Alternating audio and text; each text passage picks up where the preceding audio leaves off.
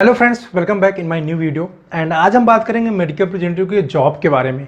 Medical representative job के बारे में वैसे मैं ऑलरेडी एक वीडियो बना चुका हूं। वैकेंसी कहां से पता चलेगी, कैसे आप इंटरव्यू में कौन कौन से क्वेश्चन पूछे जाते हैं और आप उसको क्वालिफाई कैसे करेंगे, क्या प्रिपरेशन करके जाना होता है, इससे रिलेटेड मैं ऑलरेडी एक बहुत पहले वीडियो बना चुका हूँ। बहुत पहले का जो मेरा फर्स्ट वीडियो था, अगर मेरे जो प्ले लिस्ट है उसको स्क्रॉल करेंगे आप तो लास्ट में जाके उसको मिल जाएगा। बट इस वीडियो में मैं क्या है कि जो उसमें चीज़ें नहीं बताया हूं या जो आप लोगों को क्वेश्चंस आता रहता है कि सर मेडिकल रिप्रेजेंटेटिव को जो इंटरव्यू है, एमआर का जो इंटरव्यू, उसको क्रैक कैसे करें, उसको ब्रेक कैसे करें और क्वालिफाई कैसे करें, कैसे सेलेक्ट हो कंपनी में, उसके रिगार्डिंग एक वीडियो बनाई है। तो वो ये वीडियो उसी के रिगार्डिंग है कि इसमें मैं आपको क्वेश्चन के आंसर बताऊंगा। वहां मैंने सिर्फ क्वेश्चन बताया उस वीडियो में, इस वीडियो में आपको उसके आंसर भी मिलेंगे। तो हो सकता है ये वीडियो थोड़ा सा बड़ा हो, थोड़ा सा स्ट्रेच कर रही है, लंबा वीडियो हो। तो जो लोग सीरियस हैं इस जॉब के बारे में, जो लोग इस जॉब में आना चाहते हैं और इंटरव्यू क्वालिफाई नहीं कर पा रहे हैं, जो लोग प्रिपरेशन कर रहे हैं हमारे जॉब के, उनके लिए ये वीडियो बहुत ही ज़्यादा हेल्पफुल होने वाला है। तो फ्रेंड चलिए स्टार्टिंग से बात करते हैं, हर एक पॉइंट पे बात करूंगा। हो सकता है कुछ पॉइंट इसमें मिस कर जाए, क्योंकि जो मोटा मोटा क्वेश्चन मुझे लगता है कि हाँ ये कॉमनली पूछा जाता है, उसके आंसर मैं आपको दूंगा। बट उसके बाद भी अगर कोई क्वेश्चन आपके मन में रह जाता है या आपके क्वेश्चन का आंसर इस वीडियो में नहीं मिल पाता है, तो आप कमेंट करके वो क्वेश्चन का आंसर मुझसे पूछ सकते हैं। तो चलिए वीडियो को स्टार्ट करते हैं। तो फ्रेंड्स, मेडिकल रिप्रेजेंटेटिव जो प्रोफेशन है, थोड़ा सा मैं उसके बारे में ब्रीफ करूं। मेडिकल रिप्रेजेंटेटिव क्या होता है? मेडिकल रिप्रेजेंटेटिव का स्पेशली कह दूंगा जॉब प्रोफाइल की मैं बात करूं। मेडिकल रिप्रेजेंटेटिव मेनली एक ब्रिज की तरह वर्क करता है, किसके? डॉक्टर मीन्स जो हेल्थ केयर प्रोफेशनल्स हैं उनके और फार्मा कंपनी के बीच में एक ब्रिज है, एक मीडिएटर है, जो फार्मा कंपनी के मैसेज को, फार्मा कंपनी के मेडिसिन के इंफॉर्मेशन को, मेडिसिन को वो डॉक्टर तक पहुंचाता है, हेल्थ केयर प्रोफेशनल तक को पहुंचाता है, या हेल्थ केयर की जो सर्विसेज है उनको, उस सर्विस को उन तक पहुंचाता है। मीन्स एक कनेक्टिंग ब्रिज की तरह वर्क करता है। तो जनरली यही वर्क होता है मेडिकल रिप्रेजेंटेटिव का। अब इस फील्ड में वर्क से रिलेटेड बहुत सारे पहलू हैं, बहुत सारे पॉइंट है, जिसको एक एक करके हम लोग देखेंगे। तो फ्रेंड, जैसे ही आप इंटरव्यू के लिए जाते हैं तो सबसे पहला स्टेप जो है आपको, तो आप वेल ड्रेस होके जाएं। मीन्स आपका जो ड्रेसिंग सेंस है वो अच्छा होना चाहिए। अच्छा इन द सेंस आपका लाइट कलर का शर्ट होना चाहिए, डार्क कलर का पैंट होना चाहिए, नाखून वगैरह आपके कटे होने चाहिए, बाल की कटिंग प्रॉपर होनी चाहिए, सेविंग प्रॉपर आप करके जाएं, जो आपका शू है उसको पॉलिश करके जाएं। यही बेसिक्स जो ड्रेसिंग सेंस आपका है एक, जो क्योंकि इस प्रोफेशन में जब हम आते हैं तो हम डॉक्टर के साथ इंटरेक्ट करते हैं, वो बहुत ही नीट एंड क्लीन रहता है। तो हमारा जो एक ड्रेसिंग सेंस है, जो ड्रेस होता है, एक डिफाइंड ड्रेस है फार्मा प्रोफेशन का, तो आप लोग भी उसी ड्रेस में रेडी होकर तब इंटरव्यू के लिए जाए। इसके बाद नेक्स्ट स्टेप की बात करते हैं फ्रेंड। नेक्स्ट स्टेप है मीन्स आप इंटरव्यू में पहुंच जाएंगे, इंटरव्यू के सामने आप बैठेंगे, तो वहां जो क्वेश्चन पूछे जाते हैं उसके बारे में बात करते हैं। जो आपसे पहला क्वेश्चन पूछा जाता है वहां पे होता है इंट्रोड्यूस योरसेल्फ, मीन्स आप अपने बारे में बताइए। देखिए फ्रेंड्स, वैसे तो इंग्लिश का बहुत ज़्यादा वैल्यू नहीं है, यहाँ वर्क की वैल्यू होती है। इंग्लिश थोड़ा पुअर है तब भी आपका काम चल जाएगा, बट एटलीस्ट क्या है कि आपका जो इंट्रोडक्शन होना चाहिए वो इंग्लिश में आपका प्रिपरेशन उसकी होनी चाहिए। मीन्स अपना इंट्रोडक्शन आप इंग्लिश में ही प्रिपेयर करके जाएं। अब वो इंट्रोडक्शन के लिए कौन से स्टेप होते हैं मैं आपको बता देता हूँ। उस इंटरव्यू को और अच्छी तरीके से, बहुत ही इफेक्टिव तरीके से अगर आप प्रिपेयर करना चाहते हैं तो उसके ऊपर मेरा एक सेपरेट वीडियो है, हाउ टू इंट्रोड्यूस योरसेल्फ। तो वहाँ जाके आप अच्छे से उसको प्रिपेयर कर सकते हैं। शॉर्ट में जो बीए वाले कैंडिडेट हैं, जो नॉन फार्मेसी के कैंडिडेट हैं और शॉर्ट में वो अपने आप को इंट्रोड्यूस करना चाहते हैं, उसके लिए मैं छोटा सा बता देता हूँ वहाँ पे अपने आप को इंट्रोड्यूस कैसे करें। तो जनरली इसमें अपना पहले नाम बताते हैं, या मैं अपना इंट्रोडक्शन आपको दे के एक एज ए फ्रेशर मैं आपको अपना इंट्रोडक्शन दे के बताता हूँ, तो आप उस स्टेप को नोट कर लीजिए और अपना इंट्रोडक्शन वैसे ही प्रिपेयर आप कर लीजिएगा। अगर मैं अपने आप को इंट्रोड्यूस करता हूँ, I am Sandeep Kumar Soni, I am 30 year old and I am belongs to Allahabad. My schooling from also Allahabad. I have completed my matriculation means 10th in 2012 and intermediate in 2014. After that I have joined bachelor in pharmacy course and completed in 2017 with 65% mark. And after that I am interested to join the pharma profession. Because of that reason I am here for the interview. In my family, my father is a farmer, my mother is a housewife. I have 3 younger brother and 2 younger sister.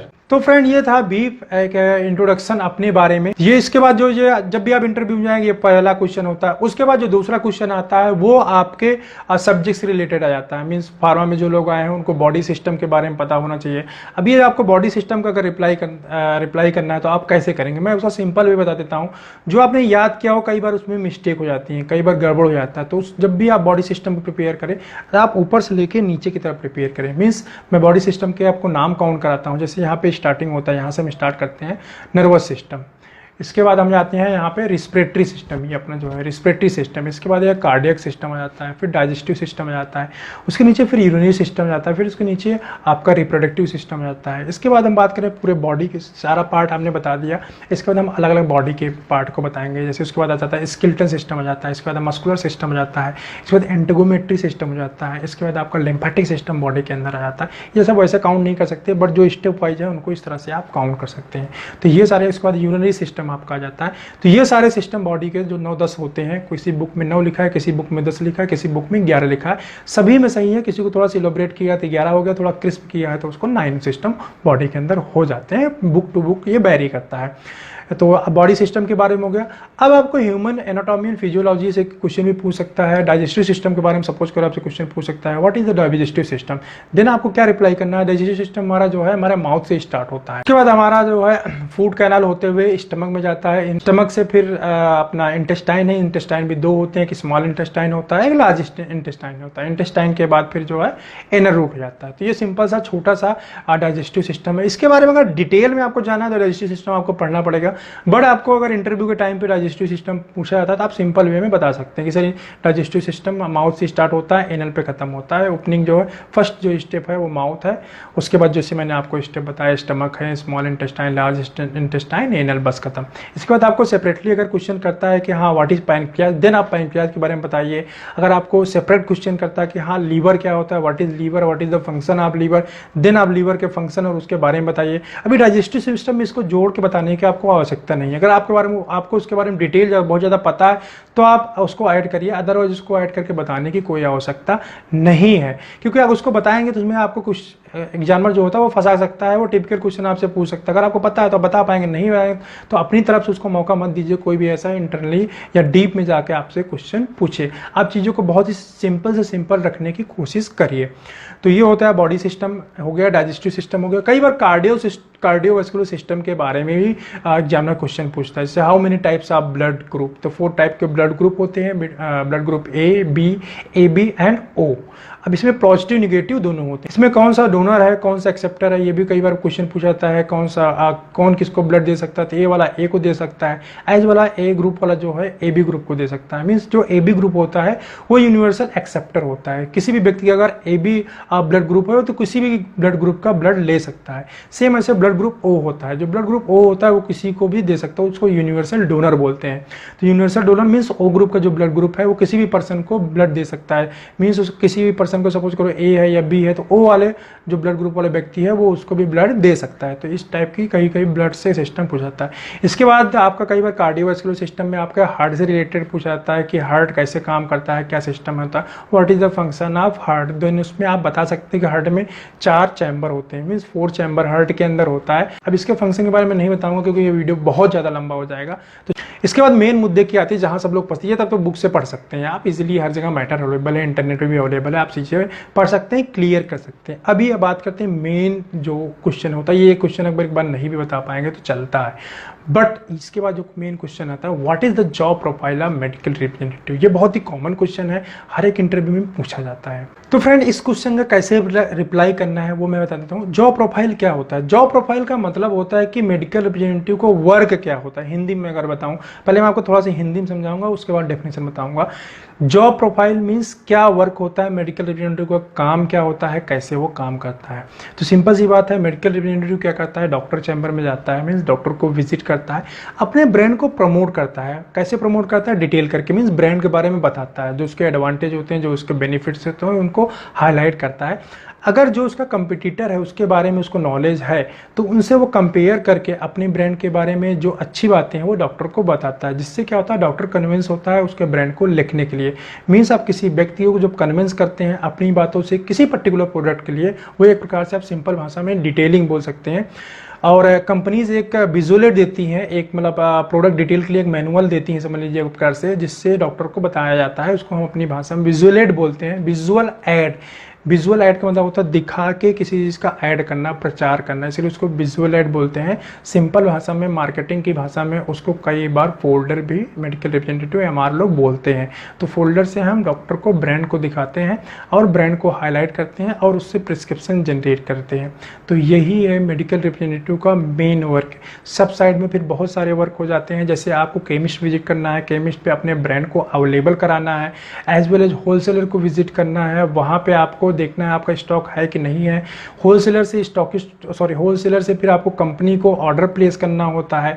Monthly आपको एक target दिया जाता है जिसको achieve करना होता है। उस टारगेट को अचीव करने के लिए आपको maximum to maximum prescription generate करना होता है। प्रिस्क्रिप्शन जनरेट करने के लिए आपको मार्केट में आरसीपी मीन्स मार्केट में सर्वे करना पड़ता है, कौन सा डॉक्टर क्या लिखता है, कैसे लिखता है, क्यों लिखता है, कौन से सर्विसेज कंपनी जिसको प्रोवाइड कर रही है जिसकी वजह से वो लिख रहा है, मेरी कंपनी क्या सर्विस प्रोवाइड कर रही है, या कंपनी बहुत सारी एक्टिविटी प्लान करती है डॉक्टर कन्वर्जन के लिए, तो वो एक्टिविटीज़ क्या है, कैसे उनको इम्प्लीमेंट किया जाए। तो ये सारे बहुत सारे पार्ट हो जाते हैं मेडिकल रिप्रेजेंटेटिव वर्क के ही। अब मेडिकल रिप्रेजेंटेटिव को अगर मैं डिफाइन करूँ मेडिकल रिप्रेजेंटेटिव को जॉब प्रोफाइल को, सिंपली आप इंटरव्यू के टाइम पे बोल सकते हैं, sir medical representative is the job where a person या where I mainly highlight the brand of the company or brand of the pharmaceutical company in front of doctor. Just highlighting the advantage and benefits of our brand, we generate the prescription from the doctor. The main work of medical representative is to generate the prescription by detailing our brand, just highlighting the benefits of our brand, make the availability of our brand in nearby chemist, as well as do the chemist RCPA means market survey, know about the competitor, what they are doing, what the services they provide to the doctor, and why doctor are prescribing their brands. This is our responsibility to place the order at company level from the stockist. तो इस तरह से आप English में इस सारी चीज़ों को बता सकते हैं। एक चीज़ जहाँ मैं आपको और बताना चाहता हूँ, बहुत ज़रूरी नहीं है या ऐसा कुछ नहीं है कि आप इंग्लिश में ही सारा चीज़ डॉक्टर को, इंटरव्यूअर को बताओ, आप हिंदी में बता सकते हैं। जैसे मैंने आपको पहले हिंदी में बताया कि क्या वर्क होता है, कैसे कैसे काम करता है, तो उसको हिंदी में भी आप बता सकते हैं। इसके बाद फ्रेंड्स आता है मैं आपको सिलेक्ट क्यों करूं। एक क्वेश्चन आता है कि मैं आपको ही सिलेक्ट करूं, आपके अंदर क्या ऐसी खास बात है जिसकी वजह से मैं आपको सिलेक्ट करूं। बहुत ही टिपिकल साइकोमेट्रिक क्वेश्चन बोल सकते हैं इसको, साइकोलॉजिकल क्वेश्चन बोल सकते हैं, जिसमें इंटरव्यूअर फंसाने की कोशिश करता है। तो फ्रेंड्स इस क्वेश्चन का कैसे आंसर करना है, इसमें सिंपली देखिए, आपका अगर कोई पास्ट में कोई ऐसा एक्सपीरियंस रहा जहां आपने कोई चीज़ बेची हुई है, सेल की हुई है, तो उसका आप एग्जाम्पल इसमें दे सकते हैं कि सर मैं फला क्लास में था और वहाँ पे जो है मैंने ये चीज़ ऐसे सेल आउट किया था। अगर आपके साथ कोई ऐसा इंसिडेंट हुआ है तो आप उसको बता के कनेक्ट करके बोल सकते हैं कि मैं इस प्रोफेशन के लिए फिट हूँ सर और मैंने एक वर्क किया हुआ है। सेकंड चीज़, अगर आपके इंसिडेंट कभी ऐसा नहीं हुआ तो आप कोई